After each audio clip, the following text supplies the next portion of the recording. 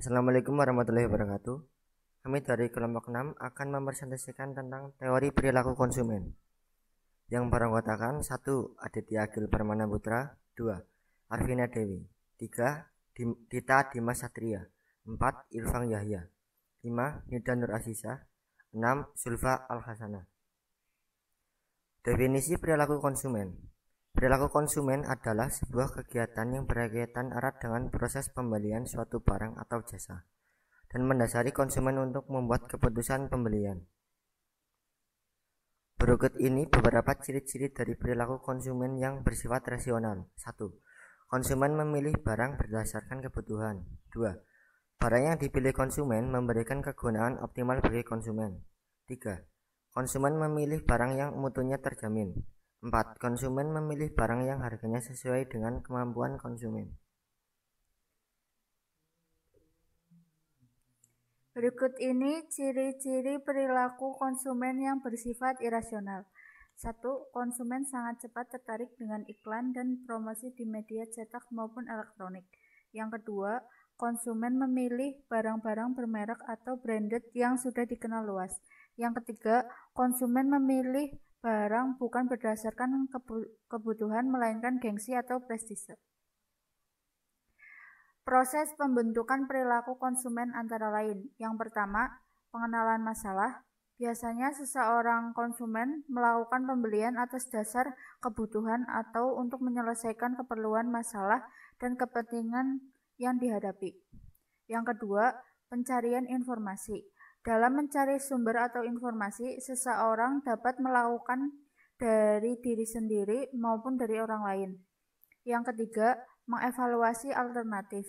Setelah konsumen mendapatkan berbagai macam informasi yang dibutuhkan dalam pengambilan keputusan, maka hal selanjutnya yang dilakukan oleh konsumen tersebut adalah mengevaluasi segala alternatif keputusan maupun informasi yang diperoleh.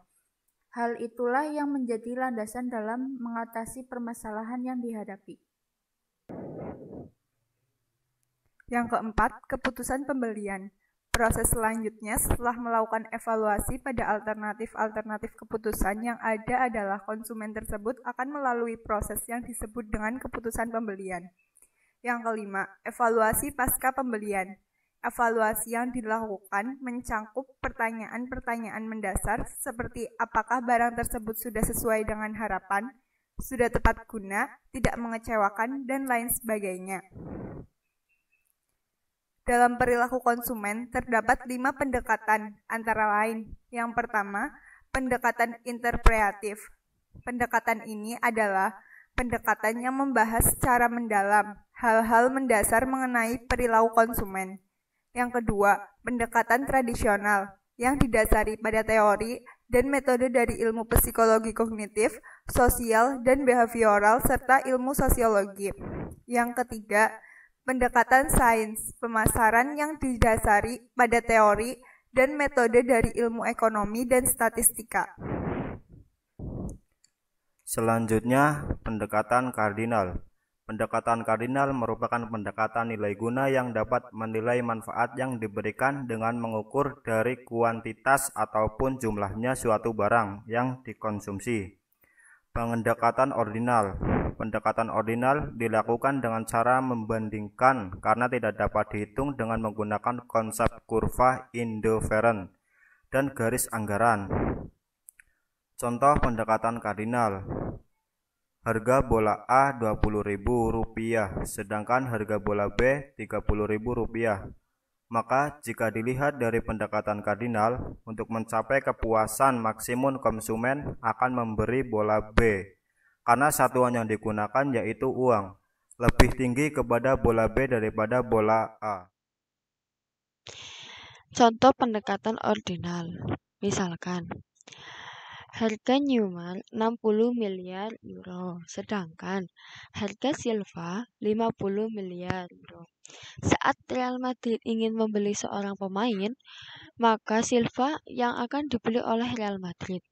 Meskipun harga Neymar lebih tinggi daripada Silva, akan tetapi Real Madrid bukan memilih berdasarkan harga, tetapi berdasarkan kualitas pemain yang lebih bagus. Maka demi memaksimalkan kepuasan Silva lah yang akan dibeli oleh Real Madrid. Selanjutnya ada perbedaan pendekatan kardinal dan ordinal. Pendekatan kardinal 1. Memiliki kepuasan yang diperoleh konsumen dengan mengonsumsi barang atau jasa yang dapat diukur secara angka. 2. Pendekatan kardinal dinilai secara objektif. 3.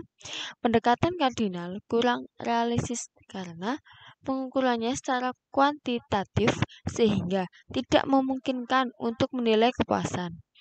4. Pendekatan kardinal berdasarkan analisis marginal.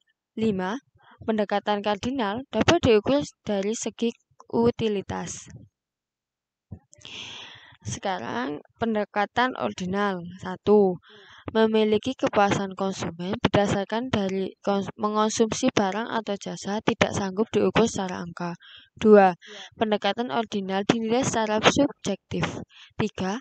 Pendekatan ordinal lebih realistis karena pengukurannya secara mengandalkan kualitatif. 4. Pendekatan ordinal berdasarkan analisis kurva indifferent. 5. Sekarang yang kelima ya. Pendekatan ordinal dapat diukur berdasarkan peringkat preferensi komoditas jika dibandingkan satu dengan yang lainnya.